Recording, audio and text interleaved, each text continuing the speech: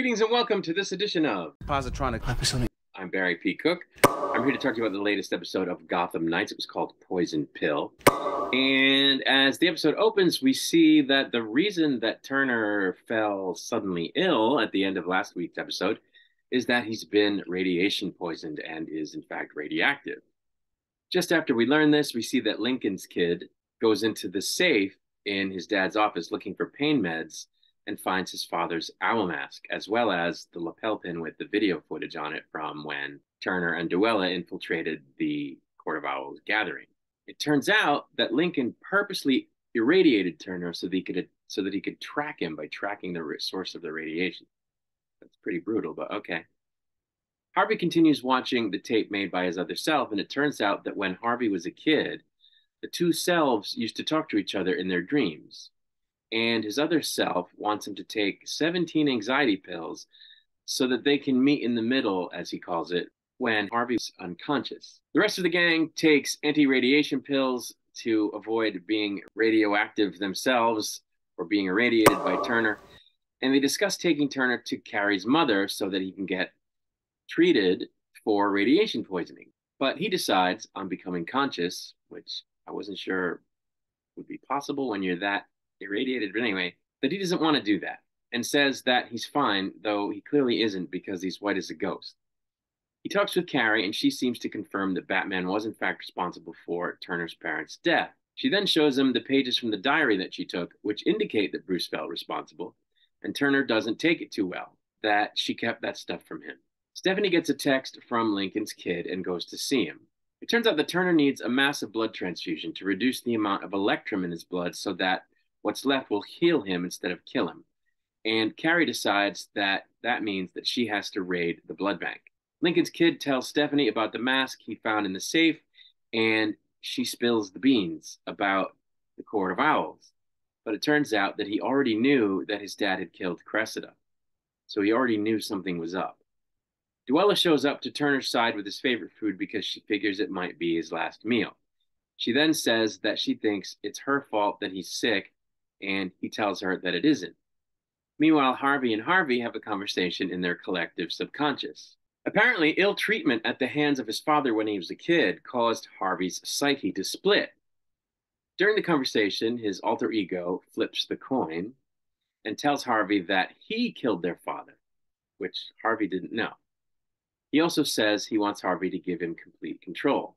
Meanwhile, the Rowe twins have a conversation, and Harper tells Cullen that she wants to refocus on clearing their names and getting out of Gotham, and that she doesn't need to form attachments to the rest of the Knights. But Cullen doesn't feel likewise, and he also doesn't believe her. During the conversation, they do some research and figure out that Turner is not long for this world based on the life expectancy of people who had been poisoned similarly in the past when the guy who found the electrum did research with it. Harvey's alter ego explains to Harvey that the Court of Owls has been manipulating him to make him think he did all these things that we were thinking he did this whole time, when really he didn't. And that they've been doing it by using certain chords on the piano, which correspond to a song that their dad used to play when they were beating the hell out of Harvey, all of which the court found out somehow, which isn't revealed. But anyway, we next see that Duella refers to the Rowe twins as the Wonder Twins when explaining to Turner that they discovered that he only has hours to live. Stephanie explains that they're going to be able to get the video from Turner's lapel pin from Lincoln's kid and that it might clear their names. The team then prepares to give Turner a blood transfusion. Turner talks to Stephanie about how he feels as though his whole life has been a lie, and she says that it isn't and that he'll always have her. And he kisses her, but it doesn't ring her bell. And it turns out that this is because she doesn't get that spark at all from dudes, apparently. Interesting. Then the cops show up and the kids scurry to get Turner out of there. Brody, who is Lincoln's kid, tells his mother what's going on with his father and that they have to flee. Carrie takes Turner to see her mother, the doctor. Harvey and Harvey have a fight in his mind, and on the outside it looks like Harvey's having a frickin' seizure when someone finds him. Turner goes into cardiac arrest, but Carrie's mom brings him back, and it turns out that the blood transfusion worked, and the electrum that's left in his system is actually going to start healing him. Good Harvey defeats bad Harvey, at least for the moment.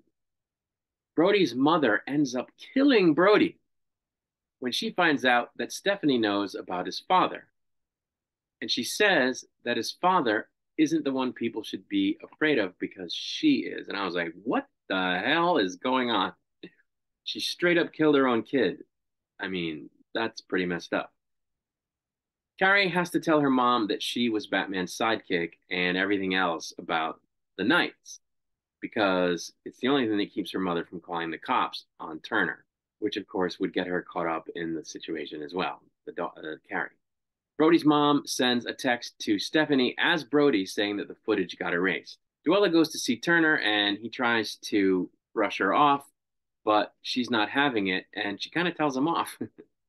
So he tells her that he's just down in the dumps because his life is all messed up from where he thought it was going to be and that nobody is who they seemed to be in his life. And she says, oh, you finally figured out that everybody lies. At which point he says, you know what? You don't. You're always straight with me and you're pretty straightforward with everyone else because you're not afraid to show people who you are. And then she kisses him and he kisses her back. And I was like, yes, yes, yes, beside myself with glee. I think they make a great couple. I've been wanting them to get together. I think they truly like each other and truly care about each other. And I was super stoked that they finally connected and had a love connection there. I think that's awesome. I was psyched about that. But that's pretty much the episode. And I have to say, I really liked this episode. I continue to enjoy this show. I think it's just getting better. And wow, were there ever a couple of curveballs in this episode? Like, who knew that Brody's mom is nuts? I didn't see that coming. She killed her own kid. She killed her own kid to protect the court, basically. And when the father found out, he didn't really seem bothered by it. That is some twisted shit right there.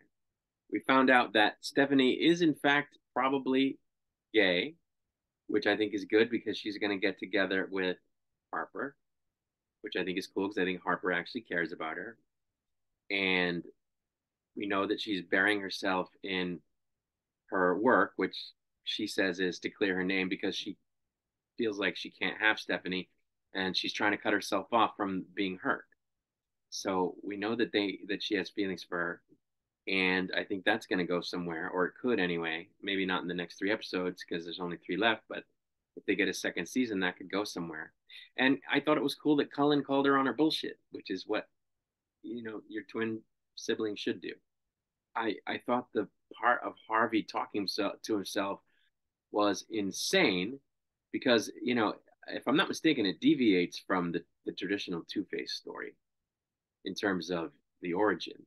But I think this is cooler than the actual Two-Face story because it presented us with a Harvey who's had 2 personalities for a long time, but that the second personality, which was originally created because of trauma, ended up getting buried by his when he sought treatment for whatever emotional issues he was dealing with because of the medication.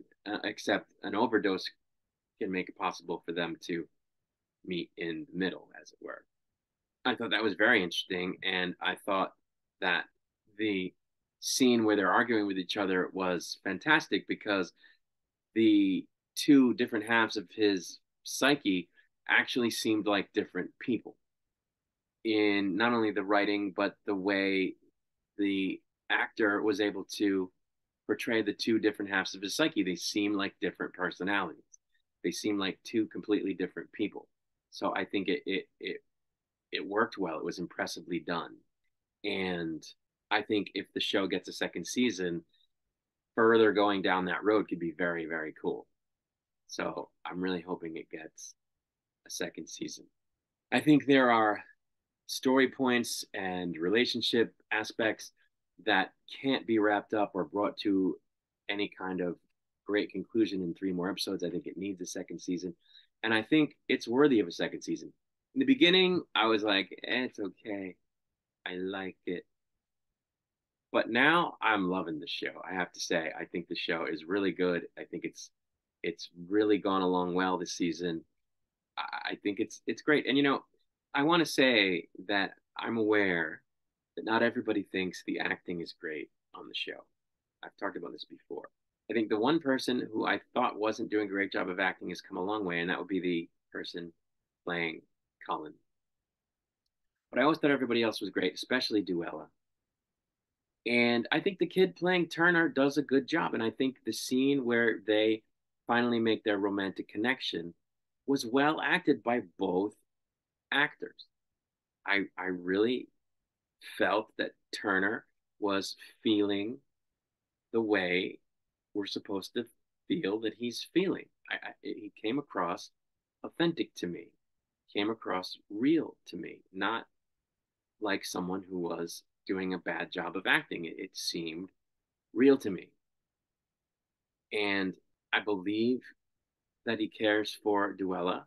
He has, the actor has made me feel that that character has been slowly developing feelings for her the whole time. And the same is true for the actress playing Duella. So I think they both did a fine job of acting. So I would disagree with anyone who says that the kid playing Turner can't act. He's actually good. And maybe he wasn't at first. I don't know. It didn't strike me that way. I didn't think there were any glaring issues with his acting in the beginning, but certainly by now he's doing a good job. I mean, that's just a certainty. And I don't see any issues with the acting. So I hope that others are starting to see what I'm seeing and that the acting has improved, if ever it was in need of improvement. Because I think it's a good show. I think it's very enjoyable, and I would like to see it get a second season. I think it's a damn sight better than the first season of Batwoman was. But anyway, I'm going to get out of here. I'll be back to review next week's episode. Until I return, I wish you peace and long life.